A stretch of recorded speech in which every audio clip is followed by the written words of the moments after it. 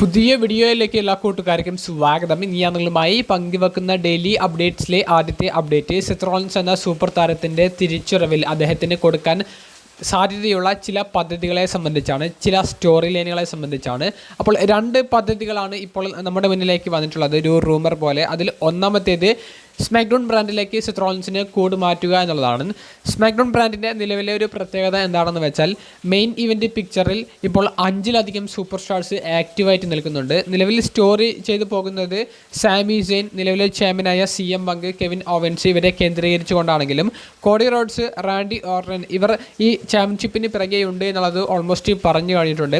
ഇവർക്ക് പിന്നാലെ ഗുന്തറും ഫിൻ ബാലറും ഈ ചാമ്പ്യൻഷിപ്പിന് വരുന്നുണ്ട് എന്നുള്ള രീതിയിലേക്കും സ്റ്റോറി അവർ കാണിച്ചിട്ടുണ്ട്. അതുകൊണ്ട് തന്നെ 5-ലധികം സൂപ്പർ സ്റ്റാർസ് ഒരേ സമയം നിലവിൽ ഇപ്പോൾ മെയിൻ ഇവൻ്റ് സീനിൽ നിൽക്കാൻ വേണ്ടിയിട്ട് തയ്യാറായിക്കൊണ്ടിരിക്കുന്ന സ്മാക്ഡൗണിൽ അല്ലെങ്കിൽ നിന്നുകൊണ്ടിരിക്കുന്ന സ്മാക്ഡൗണിലേക്ക് സെത്ത് റോളിൻസിനെയും കൂടി കൂട് മാറ്റിക്കൊണ്ട് സെത്ത് റോളിൻസിനെയും കൂടി ആഡ് ചെയ്തുകൊണ്ട് മികച്ച ഒരു സ്മാക്ഡൗൺ എപ്പിസോഡ് എല്ലാവരും കാണണം എന്ന് വിചാരിക്കുന്ന രീതിയിലുള്ള ഒരു സ്മാക്ഡൗൺ എപ്പിസോഡ് പ്രൊഡ്യൂസ് ചെയ്യുക, ഒരു ഓൾ ടൈം സ്റ്റാർസ് ഉള്ള ഒരു സ്മാക്ഡൗൺ എപ്പിസോഡ് പ്രൊഡ്യൂസ് ചെയ്യുക എന്നുള്ളൊരു തന്ത്രം സെത്ത് റോളിൻസിൻ്റെ വരവോട് കൂടിയിട്ട് അവർക്ക് ചെയ്യാൻ സാധിച്ചേക്കാം. അപ്പോൾ മെയിൻ ഇവൻ്റ് പിക്ചറിൽ ഒരു ടോപ്പ് റെസ്ലർ മാറിക്കഴിഞ്ഞാൽ, തോറ്റു കഴിഞ്ഞാൽ അടുത്ത ടോപ്പ് റെസ്ലർ കയറി വരുന്നു. സെത്ത് റോളിൻസിനെ പോലെയുള്ള ഒരു മെഗാ സ്റ്റാറും കൂടി ആ കൂട്ടത്തിലേക്ക് അഡീഷണലായിട്ട് വരുമ്പോൾ അത് സ്മാക്ഡൗണിന് കൊടുക്കുന്ന ബൂസ്റ്റ് ചെറിയ രീതിയിൽ ആയിരിക്കില്ല, അത് വലിയ മാർജിനിലേക്ക് കൊണ്ടുപോയേക്കാം. അതുകൊണ്ട് തന്നെ സെത്ത് റോളിൻസിനെ സ്മാക്ഡൗണിലേക്ക് മാറ്റുകയാണെങ്കിൽ അദ്ദേഹത്തിൻ്റെ ഇപ്പോൾ റോയിൽ തന്നെ ടോപ്പ് സ്റ്റാർസിനെതിരെയുള്ള സ്റ്റോറി ഓൾമോസ്റ്റ് ചെയ്ത രീതിയിലാണുള്ളത്. അപ്പോൾ സ്മാക്ഡൗണിലേക്ക് മാറി അദ്ദേഹം കിടിലമായിട്ടുള്ള സ്റ്റോറിയിൽ പ്രൊഡ്യൂസ് ചെയ്ത് കഴിഞ്ഞാൽ സ്മാക്ഡൗണിൻ്റെ കാണാനുള്ള ഒരു ഇൻട്രസ്റ്റ് വർദ്ധിക്കും എന്നുള്ളത് മെയിൻ പോയിൻ്റാണ്. ഇനി രണ്ടാമത്തേത് LA നൈറ്റിനെ ആക്രമിച്ചുകൊണ്ട് സെത്ത് റോളിൻസിൻ്റെ ഒരു റിട്ടേൺ കാണിക്കുക എന്നുള്ളതാണ്. LA നൈറ്റിൻ്റെ നിലവിൽ സ്റ്റോറി പോയിക്കൊണ്ടിരിക്കുന്നത് വേൾഡ് ഹെവി വെയ്റ്റ് ചാമ്പ്യനായ റോമൻ റെയിൻസിന് എതിരെയാണ്.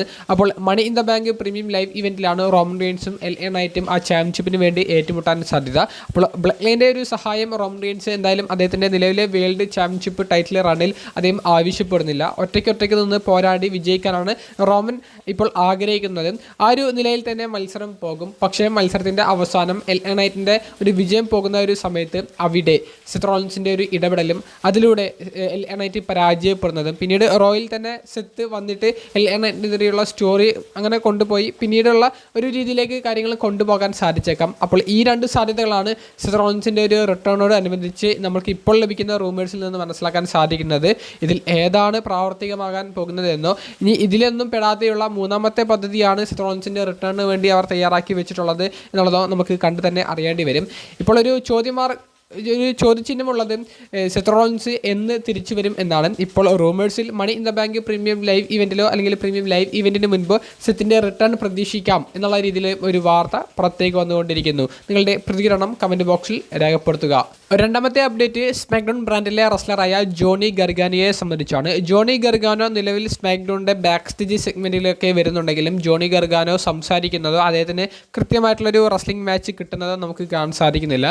ജോണി ഗർഗാനോ എന്തെങ്കിലും ഒരു ഡെസ്കിൻ്റെ മുകളിലോ അല്ലെങ്കിൽ ഒരു വസ്തുവിൻ്റെ മുകളിലോ കിടക്കുന്നതും അദ്ദേഹത്തിനെ ചുറ്റിപ്പറ്റി കാൻഡിസ്ലറെ നിൽക്കുന്നതും സാമി സെയിൻ പോയിട്ട് ജോണി ഗർഗാനോയോട് കംപ്ലയിൻറ്റ്സ് പറയുന്നതും അല്ലാതെ മറ്റൊരു പ്രോഗ്രഷൻ നമുക്ക് ജോണി ഗർഗാനയുടെ സ്റ്റോറി ലൈനിൽ നിന്ന് കാണാൻ സാധിക്കുന്നുണ്ടായിരുന്നില്ല. കഴിഞ്ഞ കുറച്ചധികം മാസങ്ങളായിട്ട് ഇതേ ഒരു രീതിയിൽ തന്നെയാണ് ജോണി ഗർഗാനയെ സ്ക്രീനിൽ നമുക്ക് കാണാൻ സാധിക്കുന്നത്.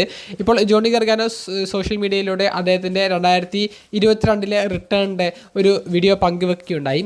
കൃത്യം 4 വർഷമായതിൻ്റെ ഒരു സെലിബ്രേഷൻ വീഡിയോ ആണ് എന്നുള്ളത് നമുക്കതിൽ നിന്ന് മനസ്സിലാക്കാൻ സാധിക്കുമെങ്കിലും ജോണി ഗർഗാനോ നോർമൽ ക്യാരക്ടറിലേക്ക് തിരികെ വരുന്നതിൻ്റെ ആദ്യ സൂചനയായിരിക്കാം ഇപ്പോൾ സോഷ്യൽ മീഡിയയിലൂടെ ഈ വീഡിയോ പങ്കുവെച്ചത് എന്നുള്ള ഒരു രീതിയിലുള്ള ഒരു റൂമറും നിലവിൽ പുറത്തേക്ക് വരുന്നുണ്ട്. അപ്പോൾ വെറുതെ ഉറങ്ങിക്കിടക്കുന്ന ജോണി ഗർഗാനോ ചിലപ്പോൾ സാമി സെയിനെ സഹായിക്കാൻ വേണ്ടിയിട്ട് സാമി സെയിൻ്റെ കൂടെ ഒരു പാർട്ണർ എന്ന നിലയിലേക്ക് ജോയിൻ ചെയ്യുന്നത് ചിലപ്പോൾ കാണാൻ സാധിച്ചേക്കാം.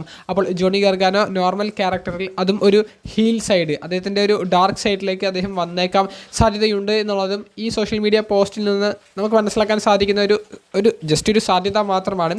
ഇത് നടക്കാൻ എന്തെങ്കിലുമൊക്കെ ഒരു സാഹചര്യം നിലവിലുണ്ടോ എന്ന് ചോദിക്കുമ്പോൾ സ്മാക്ഡൗണിൽ ഇപ്പോൾ തന്നെ മറ്റ് സൂപ്പർ സ്റ്റാർസിന് സമയം കിട്ടാത്തൊരു സിറ്റുവേഷനാണുള്ളത്. അപ്പോൾ ജോണി ഗർഗാനോയും കൂടി നോർമൽ ക്യാരക്ടറിലേക്ക് വന്നാൽ അദ്ദേഹത്തിനും TV ടൈം കൊടുക്കേണ്ടി വരും. അതൊക്കെ എങ്ങനെ അവർ ആ ഒരു ഭാഗങ്ങളിൽ ഒതുക്കുമെന്നുള്ളത് കണ്ടു തന്നെ അറിയേണ്ടതാണ്. ഇൻട്രസ്റ്റിംഗ് ആണ്. ജോണി ഗർഗാനോ നോർമൽ ക്യാരക്ടറിലേക്ക് വന്നാൽ കിടിലൻ മത്സരങ്ങൾ അദ്ദേഹത്തിൻ്റെ ഭാഗത്തു നിന്ന് കാണാൻ സാധിക്കും.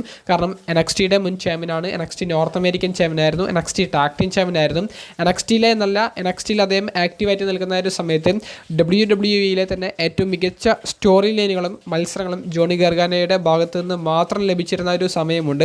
അങ്ങനെയുള്ള ഒരു റെസ്ലറാണ് ട്രിപ്പിൾ എച്ചിൻ്റെ കീഴിൽ ഒന്നും ചെയ്യാൻ സാധിക്കാതെ, ജസ്റ്റ് ഒരു ഡെസ്കിൻ്റെ മുകളിൽ ഒന്നും പറയാൻ സാധിക്കാതെ, ഒന്ന് ഉരുവിടാൻ പോലും സാധിക്കാതെ ഇങ്ങനെ കിടക്കുന്നത് കാണുന്നത്. അപ്പോൾ നോർമൽ ക്യാരക്ടറിലേക്ക് തിരികെ വന്നാൽ നല്ല മത്സരങ്ങൾ ലഭിച്ചേക്കും എന്നുള്ളൊരു പോസിറ്റീവ്നെസ് ആണ് ജോണി ഗർഗാനോയെ സംബന്ധിച്ച് പങ്കുവെക്കാനുള്ളത്. നമുക്ക് കണ്ടു തന്നെ അറിയാം. മൂന്നാമത്തെയും അവസാനത്തുമായിട്ടുള്ള ഒരു അപ്ഡേറ്റ്, ഇന്നത്തെ സ്മാക്ഡൗൺ എപ്പിസോഡിൻ്റെ തുടക്കത്തിൽ കോഡി റോഡ്സ് റാൻഡി ഓർട്ടന് വലിയൊരു വാർണിംഗ് കൊടുക്കുന്ന ഒരു സമയത്ത് താങ്കൾ എക്കാലത്തെയും മികച്ച ഒരു സൂപ്പർ സ്റ്റാർ ആയിട്ട് പോയേക്കും, പക്ഷേ ലെജൻഡ് കില്ലറിനെ ആരാണ് കൊന്നത് എന്ന് ചോദിക്കുമ്പോൾ അത് QB1 ആണെന്നായിരിക്കും ഇനി അങ്ങോട്ട് കേൾക്കാൻ പോകുന്നത് എന്നാണ്. അതായത് റാൻഡി ഓർട്ടൻ്റെ കരിയർ തരിപ്പണമാക്കും എന്നുള്ളൊരു അർത്ഥം തന്നെയാണ് കോഡി റോഡ്സ് പറഞ്ഞിരിക്കുന്നത്. അത് കോഡി റോഡ്സിൻ്റെ കൈകൊണ്ടായിരിക്കും എന്നുള്ളതും കോഡി റോഡ്സ് പറഞ്ഞിട്ടുണ്ട്. അവസാനം ഇതൊരു പ്രഡിക്ഷൻ അല്ല, ഇതൊരു സ്പോയിലർ, അതൊരു നടക്കാൻ പോകുന്ന കാര്യമാണ്, എന്തായാലും നടക്കുമെന്നുള്ള രീതിയിലാണ് കോഡി റോഡ്സ് പറഞ്ഞ് അവസാനിപ്പിക്കുന്നത്. It is not a prediction, it is a spoiler എന്നുള്ള ഒരു വാചകം നമുക്ക് സുപരിചിതമാണ്. നമ്മൾ പതിവിന് വിപരീതമായിട്ട് കോഡി റോഡ്സിൻ്റെ ഭാഗത്ത് നിന്ന് കേൾക്കുമ്പോൾ ഈ വാക്കുപയോഗിക്കുന്ന ഒരു വ്യക്തിയെ നമുക്ക് എല്ലാവർക്കും അറിയാം, അത് സാക്ഷാൽ പോൾ ഹേമൻ ആണ്. അപ്പോൾ പോൾ ഹേമൻ്റെ ആ ഒരു വാക്ക് ജസ്റ്റ് കോഡി റോഡ്സ് കടമെടുത്ത് റാൻഡി ഓർട്ടനെതിരെ ഒരു വാർണിംഗ് പോലെ പറഞ്ഞതാണ് എന്ന് പറഞ്ഞ് നമുക്കത് തള്ളിക്കളയാൻ സാധിക്കില്ല. കാരണം ഇതിനു മുൻപ് ഈ ഗുന്തറിനൊരു ചാമ്പ്യൻഷിപ്പ് അവസരം വാങ്ങിച്ചു കൊടുക്കാൻ വേണ്ടിയിട്ട് പോൾ ഹേമൻ കോഡി റോഡ്സിനോട് എല്ലാവർക്കും വൈസ്മാൻ്റെ ആവശ്യം വരുന്ന ഒരു സമയമുണ്ടായിരിക്കുമെന്ന് ആ ഒരു വാചകം പറഞ്ഞിട്ടാണ് അന്ന് പോൾ ഹേമൻ ഇറങ്ങിപ്പോയത്. അപ്പോൾ കോഡി റോഡ്സിനും വൈസ്മാൻ എന്ന് പറയുമ്പോൾ റോമൻ റീൻസിൻ്റെ കൂടെ പോൾ ഹേമൻ ഉണ്ടായിരുന്ന സമയത്ത് റോമൻ റീൻസ് വൈസ്മാൻ എന്നായിരുന്നു അദ്ദേഹത്തെ അഭിസംബോധന ചെയ്തിട്ടുണ്ടായിരുന്നത്. ഇപ്പോൾ ബ്രോക്കിൻ്റെ അഡ്വക്കേറ്റ് എന്നും ദ വിഷൻ ടീമിലെത്തിയപ്പോൾ ഒറാക്കിൾ എന്നുള്ള രീതിയിലാണ് ആ ഒരു വ്യത്യസ്ത പേരുകളിലാണ് പോൾ ഹേമനെ ഇവരൊക്കെ അഭിസംബോധന ചെയ്തിട്ടുണ്ടായിരുന്നത്. അപ്പോൾ കോഡി റോഡ്സിനും ഹെയ്മൻ്റെ സഹായം ആവശ്യം വരും എന്നുള്ളത് പോൾ ഹേമൻ കോഡി റോഡ്സിൻ്റെ മുഖത്ത് നോക്കി അന്ന് പറഞ്ഞിട്ടുണ്ടായിരുന്നു. ഇപ്പോൾ ഇതാ ഏറ്റവും പ്രശസ്തമായ പോൾ ഹേമൻ്റെ വാചകം കോഡി റോഡ്സ് റാൻഡി ഓർട്ടനെതിരെ ഉപയോഗിച്ചിരിക്കുന്നു. അപ്പോൾ ഇതെല്ലാം നമുക്കിങ്ങനെ കൂട്ടി ചേർത്ത് വായിച്ചെടുക്കുമ്പോൾ പോൾ ഹേമൻ്റെ കൂടെ കോഡി റോഡ്സ് ജോയിൻ ചെയ്യാനുള്ള ഒരു സാധ്യത ഇല്ലേ എന്നുള്ളൊരു ചോദ്യമാണ് നമുക്ക് മുന്നിലേക്ക് വരുന്നത്. അങ്ങനെയാണെങ്കിൽ ആ ഒരു കൂടിച്ചേരൽ കോഡി റോഡ്സിനെ വില്ലനാക്കിയേക്കും.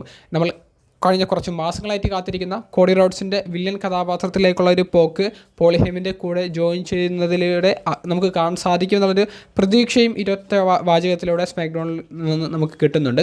നിങ്ങൾക്ക് എന്താണ് തോന്നുന്നത്? പോൾ ഹേമൻ്റെ കൂടെ കോഡി റോഡ്സ് ജോയിൻ ചെയ്യാനുള്ള സാധ്യതയുണ്ടോ? ഇത് പെട്ടെന്ന് നടക്കുമെന്നുള്ള രീതിയിലല്ല, ഇതൊരു step by step story building ആണ്. ചിലപ്പോൾ ഒരു വർഷമെങ്കിലും ഇതിന് വേണ്ടി എടുത്തേക്കാം.